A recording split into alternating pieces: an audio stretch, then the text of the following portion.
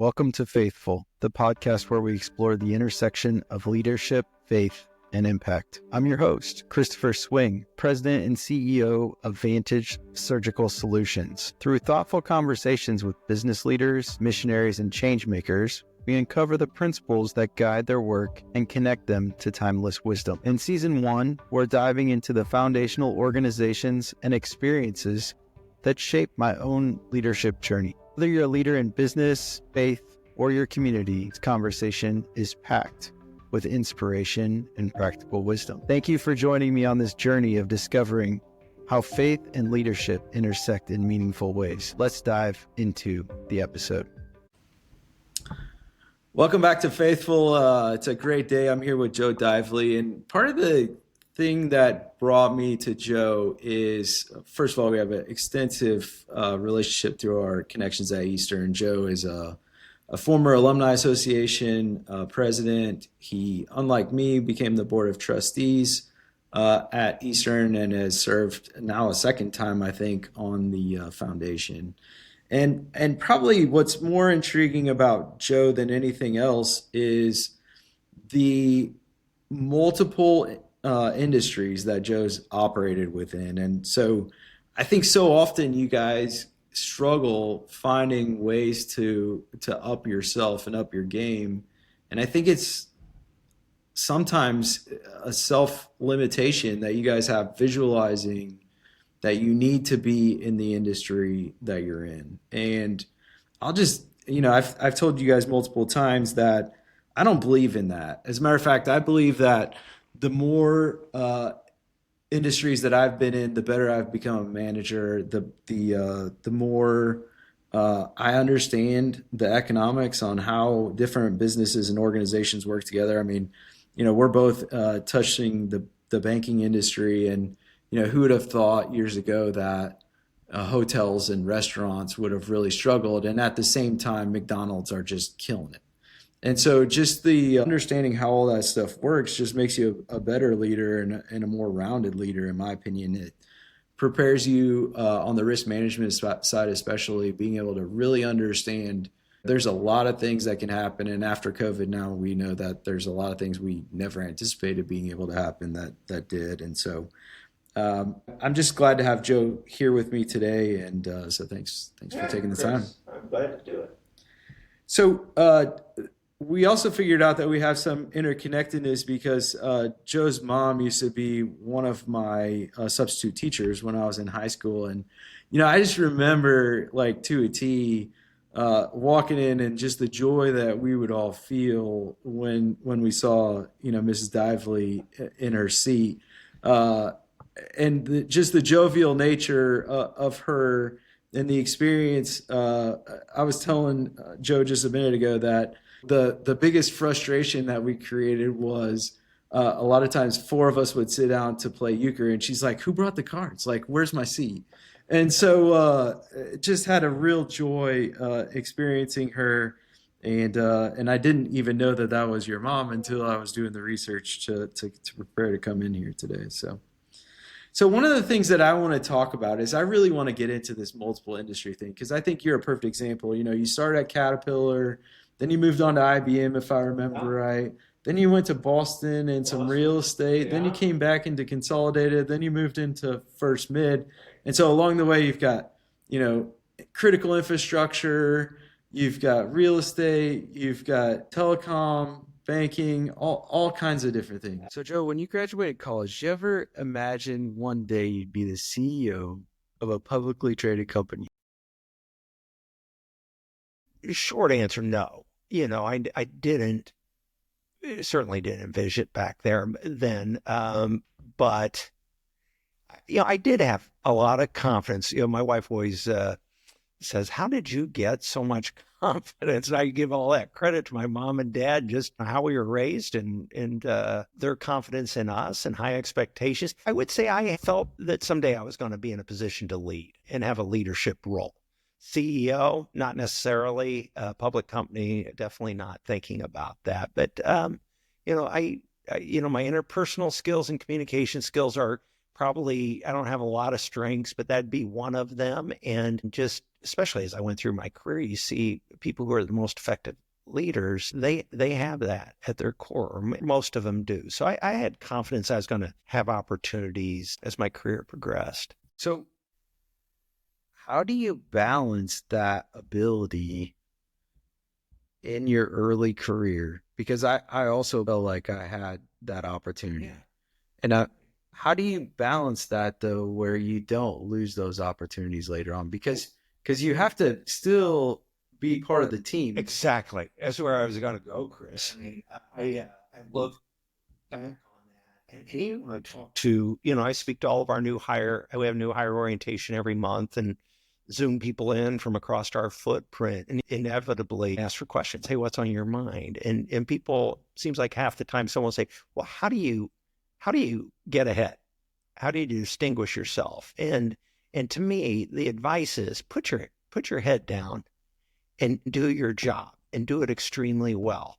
And there's probably times where your head's up and you're looking, what's the next move, or you're getting antsy, or you see a peer get promoted, and we sometimes make the mistake of keeping score, in the short term, inning by inning. And I just think, looking back, for our team members who succeed, they just dig in and do an exceptional job. And I just think if you're working for the right company, your leadership, your manager will notice, and it's going to create opportunities. And so I just think that's the biggest thing, is just do your current job extremely well and work well with others and all those other things. But don't be too focused on, hey, what's that next thing? Because you just got to trust it'll come.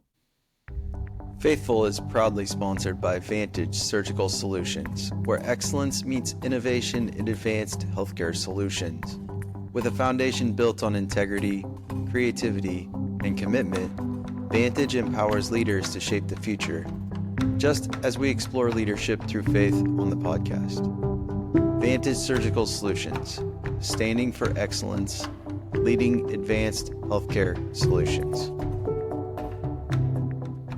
So one of the things that you said before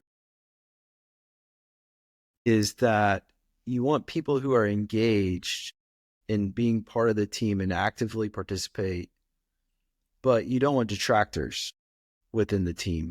Well, I think we as a bank have gotten better about defining that person could be a great individual contributor. And we ought to give them coaching about what we're seeing. And hey, this is detrimental to the team, and be explicit about that. But ultimately, they're going to take themselves out of a leadership role, maybe put their career at risk if it's really disruptive. But I think coaching people directly on desired behaviors and what's acceptable and what's not. But to me, shame on us, shame on any company that's going to promote somebody who maybe is stepping on team members' back to get recognition, to show them disruptive. It's one thing to be a contrarian and having a different view and having the confidence to take that position and explain why, or where there may be a better way to do things, a better process. Hey, I'm all for that, but it doesn't have to be confrontational. And as long as it's coming from the right place, that this is about making us better, serving the customers better, making us more efficient, rather than trying to grandstand or steal the spotlight just for credit's sake. Yeah, I completely agree. So looking back at your experiences in CAT and IBM, big companies with tons of resources and amazing leaders, what experiences did you have that shaped your leadership today? Think about that, Chris. And I think that we can be developed and shaped, and our leadership style can be defined by both good and bad experiences over the years. Gosh, at this stage in my career, I should go back and count them all up, how many bosses I've had. I've been blessed. Immediately two come to mind that weren't good leaders and were terribly ineffective in the way they managed the team, the way they tried to build consensus and a shared vision. One was kind of a bully. And I just look back on that, and both those organization. One was at Consolidated and one was at IBM. And ultimately, the company will notice if you're working for the right company. Ultimately, it was recognized that they weren't providing the kind of leadership that at least worked in those two organizations. So you can learn from both. And yet, and these days are over. But, my Caterpillar right out of college, 2 weeks after I graduated, we got married. 2 weeks later, I started at Cat and went into a 9-month training program. And I look back on that. Every presentation we made was videotaped. We had oral exams, written exams. It was a very structured program. Certainly part of that was learning the Caterpillar product line features and benefits and what made Cat different, which was great. But there was just a lot of foundational things that were just right on the heels of coming out of college where you're getting a book learning. And then it was much more about how you can apply that. That my IBM, I had 2 weeks sales skills, and I'm still using those sales skills today. I'm still a salesman internally and externally, as a public company and trying to convince other banks to pick us as their strategic partner. We just got just incredibly great foundational training that still using what I learned there today. So I don't want to get too far off course, but don't you think the lessons from failure is so much more obvious than the lessons from success? Oh, I agree. When I left Caterpillar and went to IBM, I'd never sold. I didn't know anything about voice or data. That was the product set that I was working on, and I was on a team. And I do think about my sales manager who took a bet on this guy from Caterpillar. He's on my Mount Rushmore of mentors that I've had. But, when you're struggling and trying to build a pipeline, get points on the board, and you see others kind of, maybe success came too quick for them. They sold a couple big systems, were on the top of the leaderboard. And yet, in some ways, I look back, I went 6 months without selling anything. It was a scary time. Hey, am I going to succeed here? Did I make the right decision? But I think it just kept me motivated to keep building a pipeline, keep cold calling, and keep learning how to close and do needs analysis, all those things. I don't know if I was great. I certainly wasn't grateful at the time that success came slow compared to, I saw some really quick high flyers that maybe then lost their diligence and commitment to the grind of what it takes to be successful in sales. I don't know. I learned from that failure, I guess, there's no other ways to characterize it. But again, I had a great mentor that said, you're doing all the right things. He went on calls with me, refined my sales presentation skills, and really invested in me and just encourage me to keep doing what I was doing and had confidence that success would come. And I'm very grateful to Mike Farmer, who knows how important he was in my career. Yeah, we all have experienced salespeople who get lucky.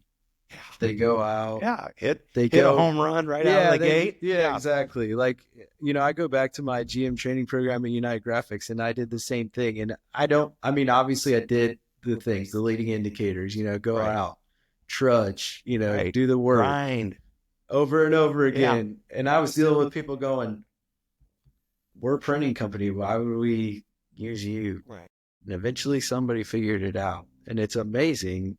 But, at the same time, I got energy from, as silly as it sounds, when someone would say no to me. We did a lot of cold calling over the phone. And I just knew it was a numbers game. And so, hey, I'd rather get to a no, hard no, and move on to the next call. Because when that person goes, you know what, we are interested in a new telecom system, let's set an appointment. That was a win.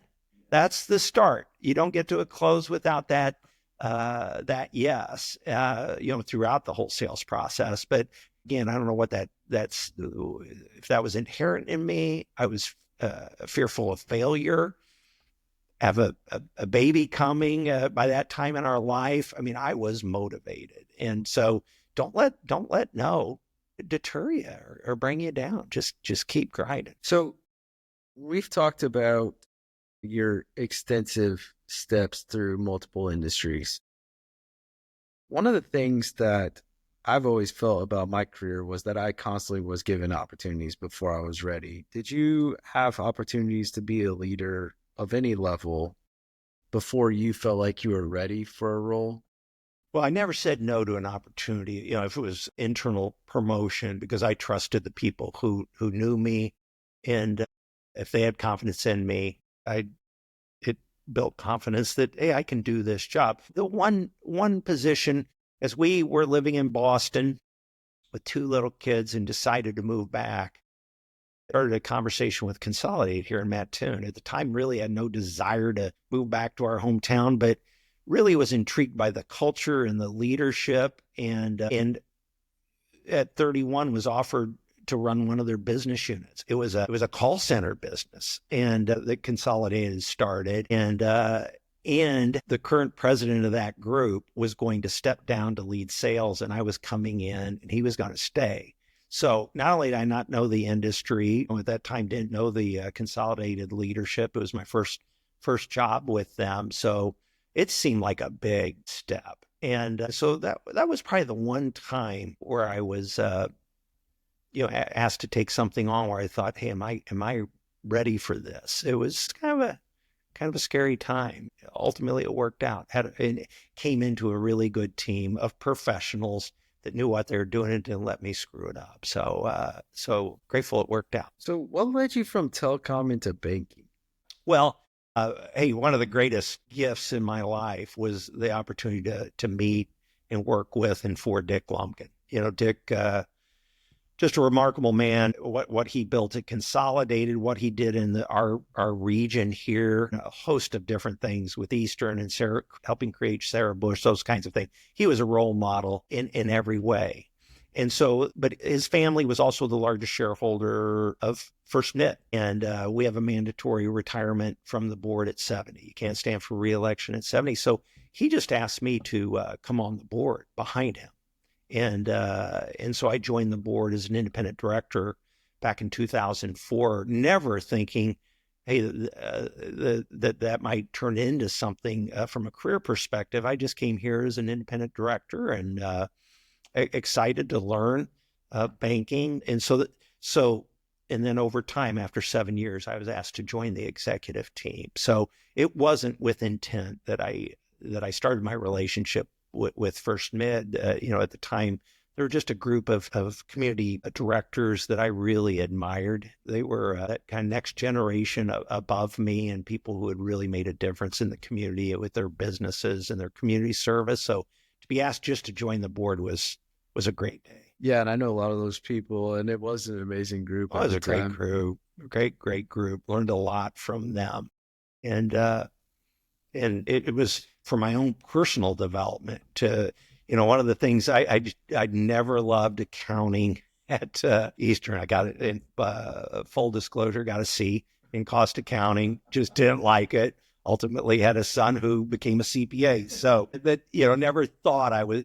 I just didn't think it was important. And yet again, at 31, running a business with a P&L and a balance sheet, and then coming to the bank, it really did hone my skills from a financial perspective. So very grateful that, I had 7 years on the board before I joined the executive team. So looking back, were there key moments in your leadership journey that kind of shaped who you are as a leader? Probably the most stressful, challenging time that comes to mind in 1997, Father's Day, 1997. We were called into this building because at the time Consolidated owned what is now our corporate offices, and we have an auditorium downstairs, and was told Consolidated was going to sell to a company called McLeod USA.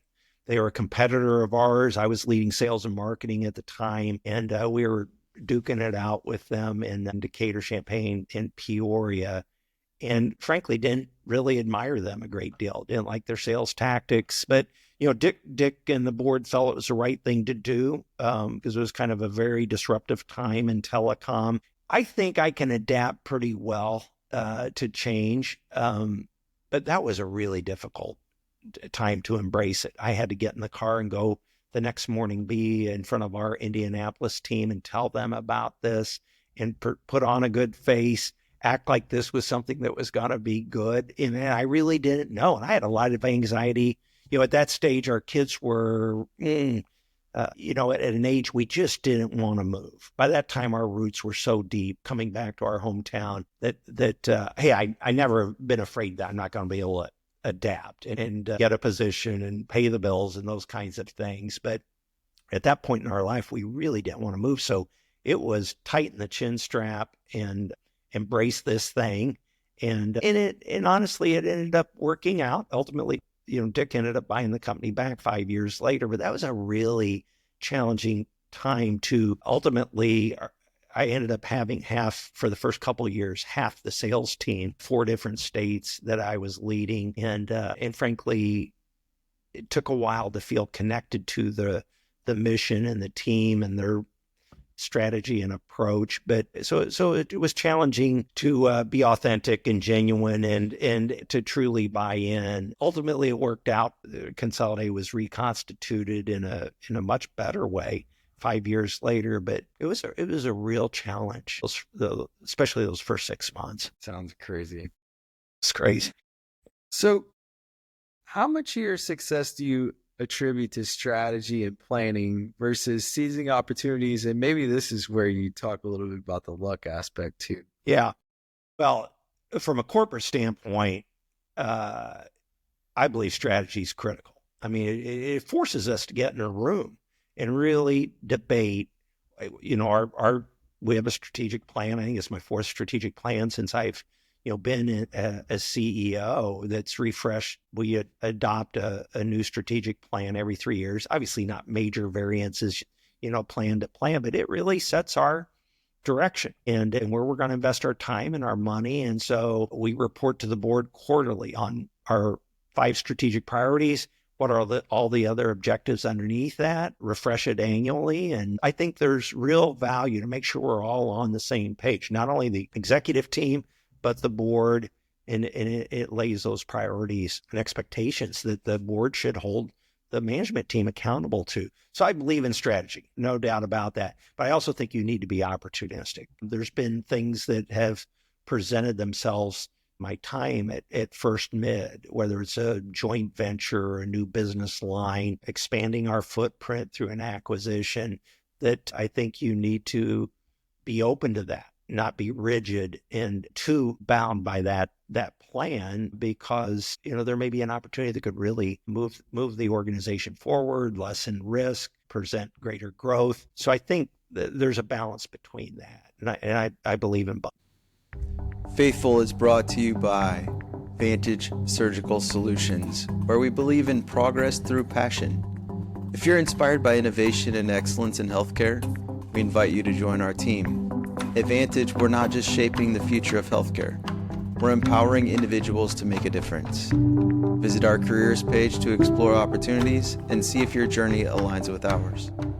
Vantage Surgical Solutions, where passion meets purpose. Makes sense. When you think about those who invested in you and your career, what are some of the leadership lessons that come to mind from those people? Well, maybe just going back to talking about my time at McLeod, and tying this to Dick Lumpkin, who was just a wonderful mentor. And Bob Curry was our CEO for that first tour of Consolidated. When Dick bought the company back, he knew it had been a very difficult time for those 5 years. And he said, we had a great celebration. There were 7 different bidders that could have bought us. Couple probably could have been okay. 4 would have been a disaster. 1 we all wanted, which was to be back working with and for Dick. But he'd always say, when we're in a service organization, there's times where we fail a customer, and his motto was, we'll make it right. And then the day that we announced that he was the winning bidder of Consolidated from McLeod, one of his first comments was, I felt an obligation to make it right. That's who he was. And I just think that applies in so many different ways, not just in a customer situation. His age, gosh, I don't know how old Dick was at the time, but it would have been so easy for him take money off the table, maybe regret that he sold the company and it didn't work out the way he had hoped with all the right intentions up front. But when he saw how negatively it impacted the organization and our customers, communities, and he had the opportunity to buy it back, he went out and got 2 private equity sponsors and made the most aggressive bid. And it was, again, with this thought that, hey, I'm going to make this right, or at least take a shot at making it right. And he did. Very grateful. That's always interesting because when somebody says it, right, and especially at his advanced age, like he was putting a lot at risk to try to actually have an impact there. By that time in his life, he had built a home in California, had started a winery out there. It would have been so easy for him to walk away and extract himself out of the situation. But hey, he put a team back together and doubled down. I mean, we ultimately did an acquisition of a telecom unit down in Houston that was 3 times our size. So it put a lot at risk, and it gave us enough scale to become a real public company, to do an IPO. And so it wasn't like, it was a big decision for him. And sadly, we've lost Dick, but I know he never regretted it for a second. It was the right thing to do on so many levels. And thankfully, it ended up being positive, I think, ultimately for him. It did. Oh, no, it ended up being very, very positive. And yet you can't discount. I mean, always in hindsight, it looks like, well, hey, yeah, he made a lot of money, or he achieved his objectives, whatever those, however that may look looking back. But at the time, it was a big bet.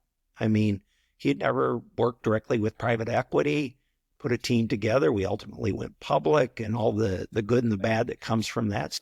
There was a lot of risk and not a lot of experience in that.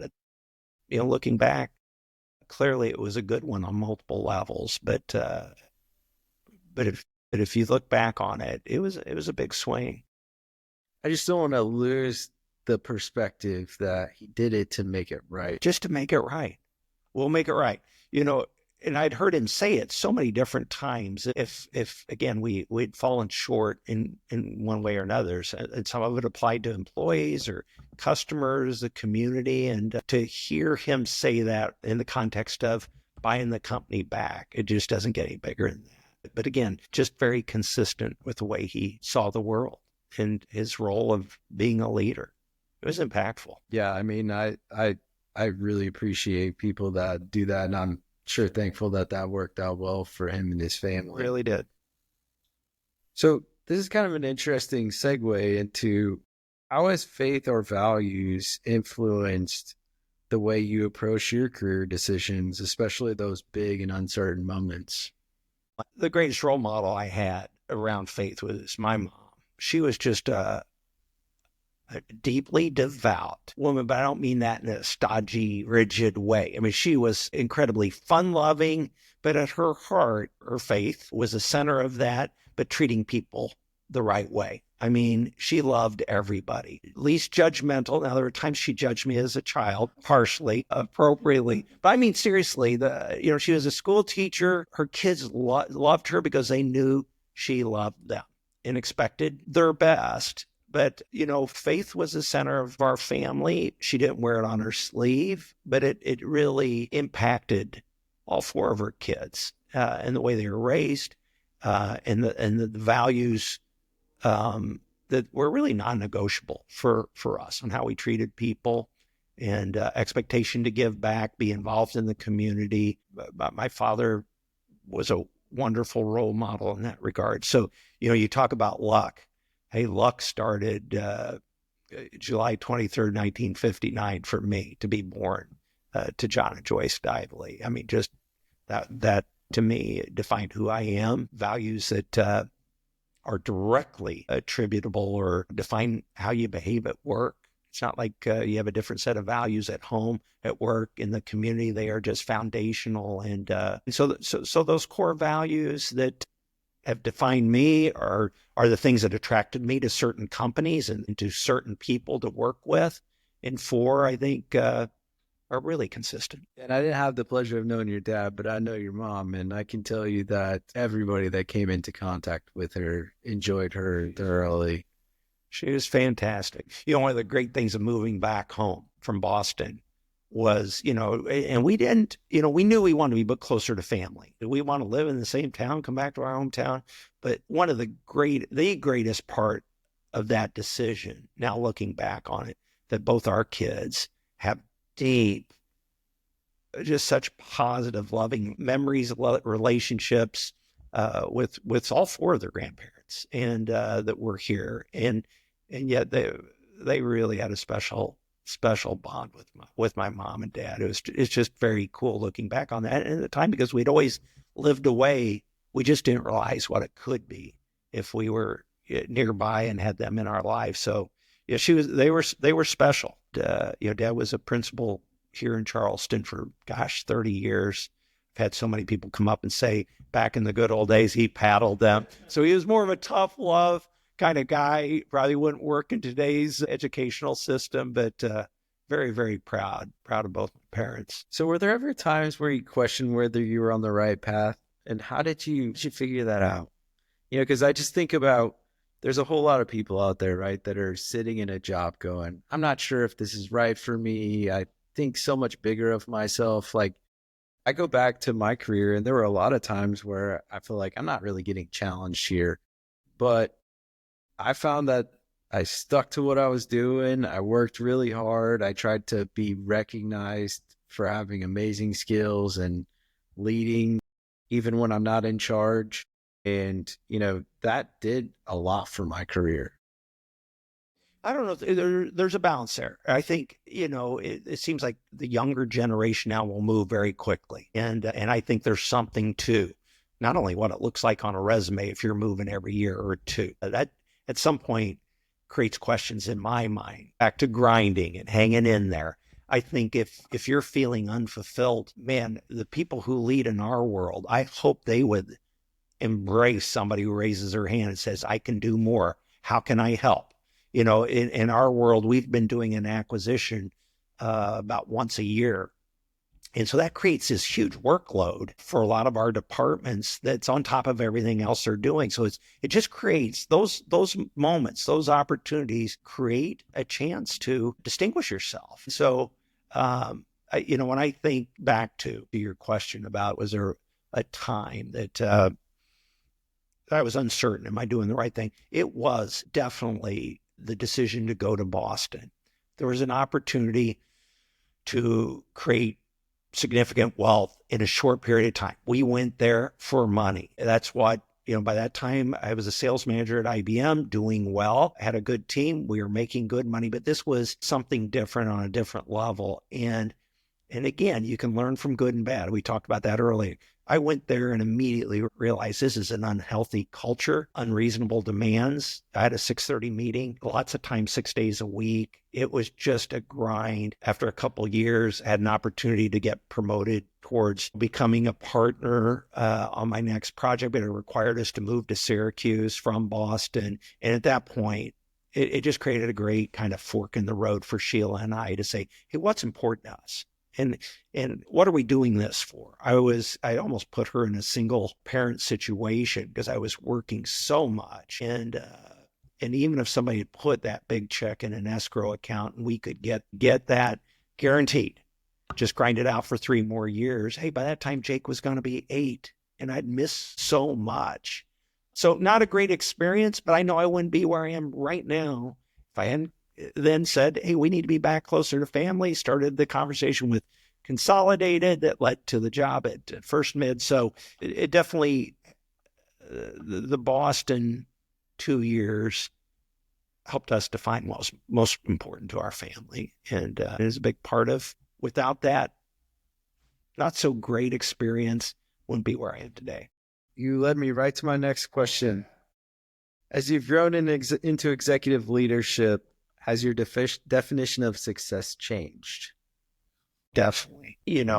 Probably to be honest, even when I was a young sales manager, I had sales reps working for me. It was still probably more about me hey, I wanted to help my team. I wanted to recruit the right people. I wanted to go on sales calls with them so that I would be successful. And I think, at some point that kind of flips. I do believe greatness from a leadership standpoint is achieved through the agency of others. And at some point, you realize this is more about mentoring and giving back and helping others succeed. I don't know where I flipped that. Probably for a long time there was dual purpose, and I'd probably be lying if there still isn't a part of, hey, when we have a good quarter, I'm proud of it. There's a personal side of that. When we exceed our corporate goals for a year or have a successful acquisition, I mean, there's a personal satisfaction, but much more of the focus now, especially at this stage of my career. I'm certainly in the back half of this round. And so as I think about that, my legacy needs to be more about the team and that they work well together and that we bring in and develop from within the ranks folks who are ready to take First Med to the next level, way beyond what I can do in my leadership. You go back to a younger version of yourself. I think about Caterpillar because that was when you came right out of school. But yeah.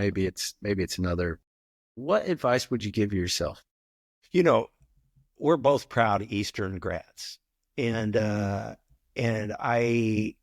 there was probably a time, I don't know if this is something that could have vaulted me or anything, but when I look back on it, I that training program I went into at CAT, they were all Big Ten.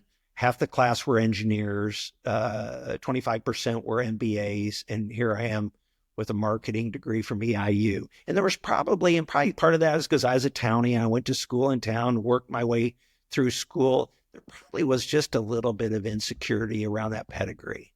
And I look back on it now, I am just so proud, one, that Eastern prepared me extremely well to go compete with folks coming from these, higher profile schools, maybe more prestigious. So it's just reinforced what a great job Eastern did for me, preparing me to go out and work. And pedigree doesn't mean much. It helped me, I seldom ask or care where somebody went to school. Whether it's, even if it's an entry level position, I want to know more about what they did while they were in school, not necessarily even GPA. What are the other things that they did to demonstrate leadership, going above and beyond, and characteristics we look for? But I probably should have whispered in my ear, hey, just relax on that. You've got the job. You have nothing to prove. You're ready for this. Go get them, and don't let that be a distraction. Yeah, I think that's really good advice. I mean, just we went to Eastern. Three of us were, the brother and sister were all in school together. There was no option. You're going to school at Eastern. And again, working 2 jobs, 30 hours a week, which was probably very, very good for me to keep me out of trouble. I still had the full college experience, joined a fraternity and all those things. But hey, wherever you go, wherever that leads you. I mean, for a lot of people, going to a community college is a great, very affordable 2-year, way to get those prereqs out of the way. But it's more about getting your foot in the door and making the most of it. Very little to do with where you went to school. What qualities do you think young professionals need today to build a meaningful and successful career? Well, I say this, again, I get asked that at our new hire orientation. What are those things? And to me, and it's just so simple, and maybe I'm not very deep, but I think it's effort and attitude. I mean, if you've gone through a degree, demonstrated skills, I got to believe you have half a brain, and you don't have to be the very smartest person. I know I'm not, but just true effort and have a great attitude. Anywhere you work, even in the best of cultures, there's going to be people, whether it's change, leadership, whatever it might be, that want to focus on the negative and love to chirp about that and bring people down. Or you can, worst case, ignore it. The best case, rise above that. Keep a good attitude. Now, it has to be genuine. I mean, you can't fake it forever. And that's hard to do. Change is hard for most of us. And so maybe initial reaction could be negative, but I would just say push yourself not to let it be that person that brings others up. Hey, we can do this, whatever it is, to rally the troops and turn whatever may be seen as a negative into a positive, and trust the organization will see that. They'll notice it. Again, it's got to be genuine. Can't be fake. Can't be short-lived. But if that's your personality, have a great work ethic, raise your hand to do more if you have the capacity for that, and just have a good attitude. People will notice, and you're going to get opportunities as a result. What's next for you? What excites you the most about the future of leadership and business? Yeah, that's a great question. I'm really proud of what we've done in my time here as CEO. We've gone from 1.6 billion asset size as a bank to 7.5. That's been done, with our team. I continue to focus on the team. We continue to refine it a lot. We have people on what we call our executive committee, probably the top 12 people in the organization. Some of them, this was their first job out of school, and they've just risen to an executive VP level. Some have been strategic hires, and yet I am really, really focused. What drove me to walk down the street, to cut my commute by a block and a half, going from Consolidated to First Mid, is, hey, we're celebrating our 160th anniversary. We're the oldest national bank in the state of Illinois. Very, very proud of that heritage.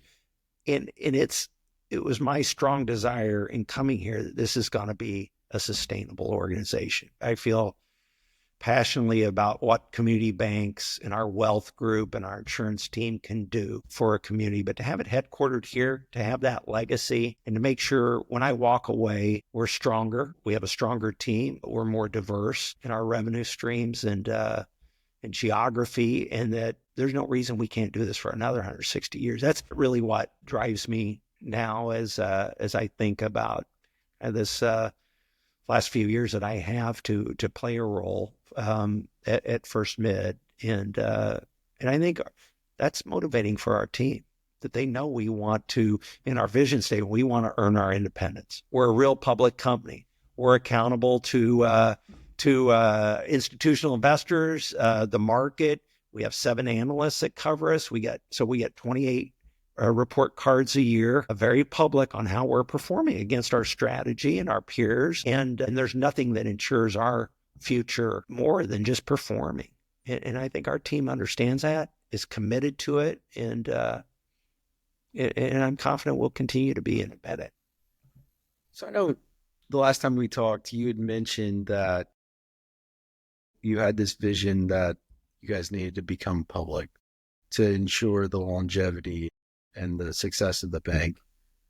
I mean, I don't want to be the crazy person in the room, but you're not the technical banker. No, I'm not. You're the sales guy. I always say, but I think that's going back to to our board. I mean, it just shocked me when they asked me to come become president and then step into the CEO chair role. I think that's more of a compliment to our team. We had a great team. They were great bankers. We had great technical skills, but I think that we didn't have this vision that we need to grow. We have to grow. We got to build scale. We have competition coming at us, and it's even more accelerated now, whether it's wealth management, insurance, banking, competition coming from all over. And our customers' expectations are so different than walking into a branch. And so we've got to invest in systems and applications. They can do their banking or take care of their needs online if that's what they choose to do. So scale was critical. And the only way we were going to do that, in my mind, is using our stock as a currency for acquisitions. So we were a public company, but we were trading 200-300 shares a day. We needed to create liquidity in our stock. The great, beautiful thing was we had a lot of committed investors here locally, but we needed to embrace institutional investors, and that's kind of scary for our board. So my first board meeting as chair, we made that decision to list on the NASDAQ, to get ready to go out and tell our story when we had an acquisition or a capital event that required, a capital raise. And I think that's when we all bought into the only way to really protect ourselves is not to insulate ourselves from, outside investment. It's to perform. And God, we had no reason to believe we couldn't. with the team that we have. And we're far more secure today. So that's a big decision. Yeah, I mean, I give you a lot of credit for it, but I think you're right.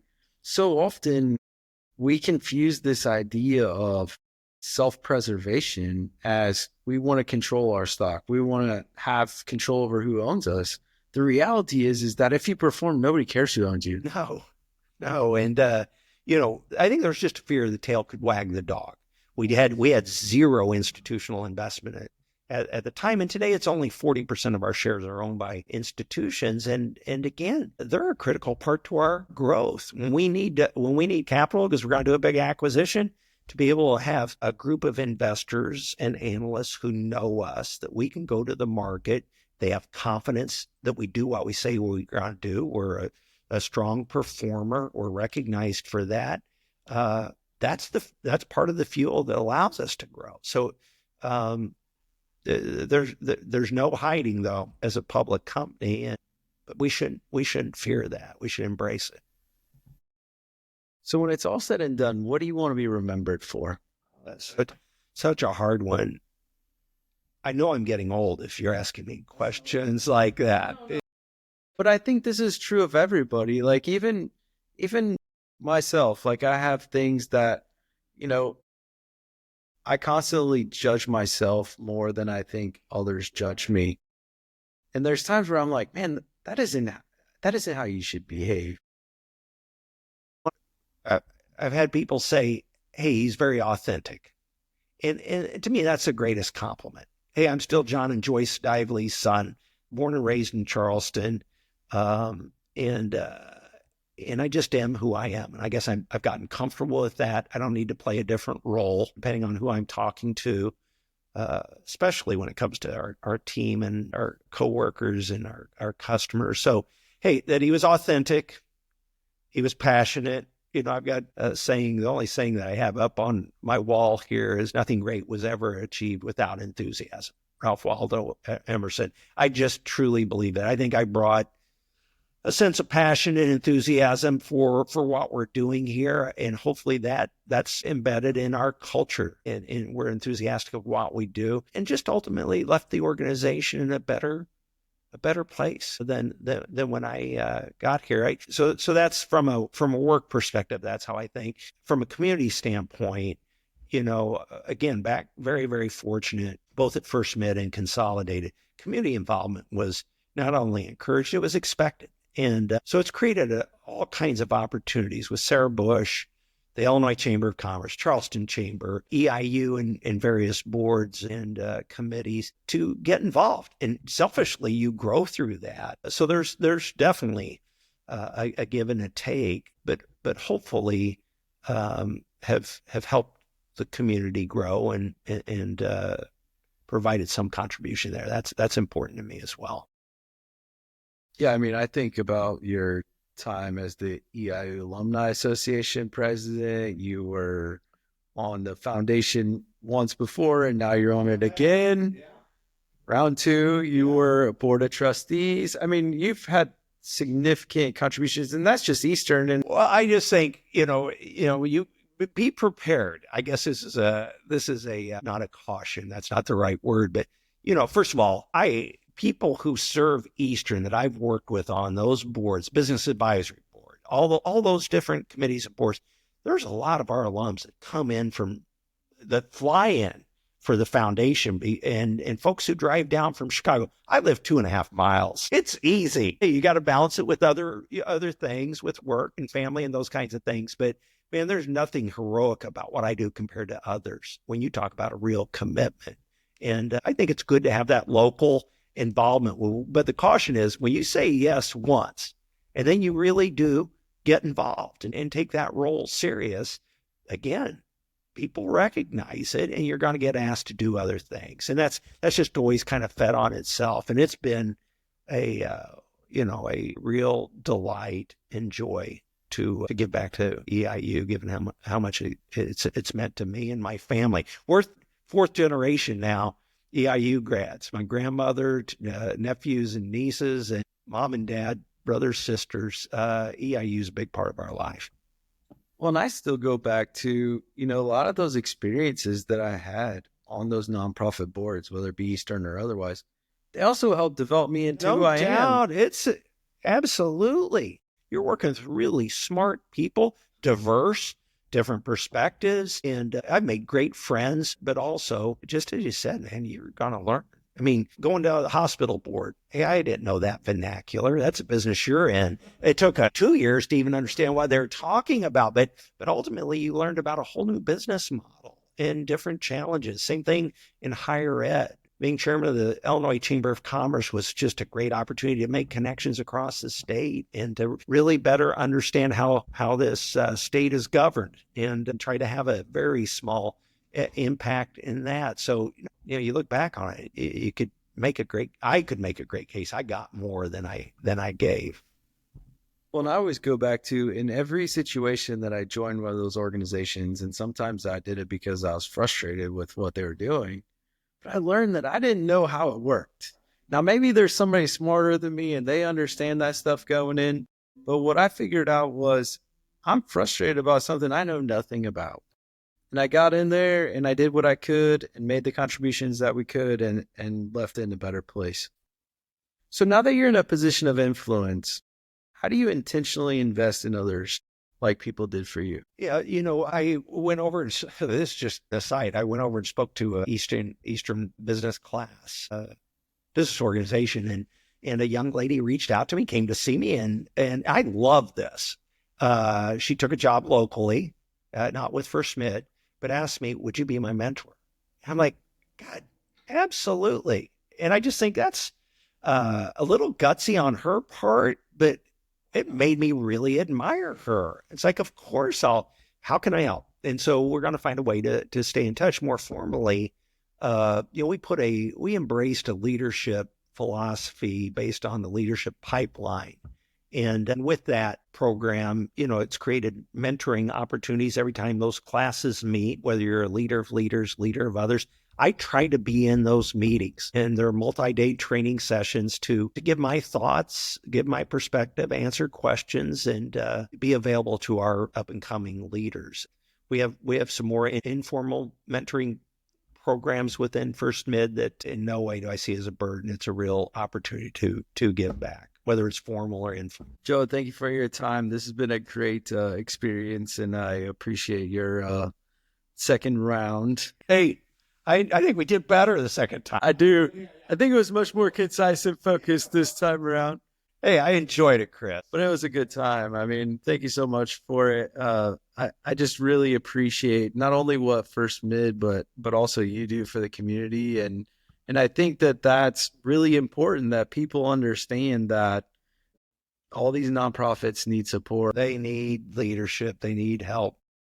But the other side of it is I go back to the same thing, and that is in every instance, I always got more than what I gave. It's not always visible at the time, and sometimes it's really frustrating. Well, you've made lifelong on the alumni board. You've got to have friends all over the state, all over the country. Everywhere. Yeah. And there's that's the common bond in that case is EIU. And I appreciate your passion for Eastern as well. Thank you.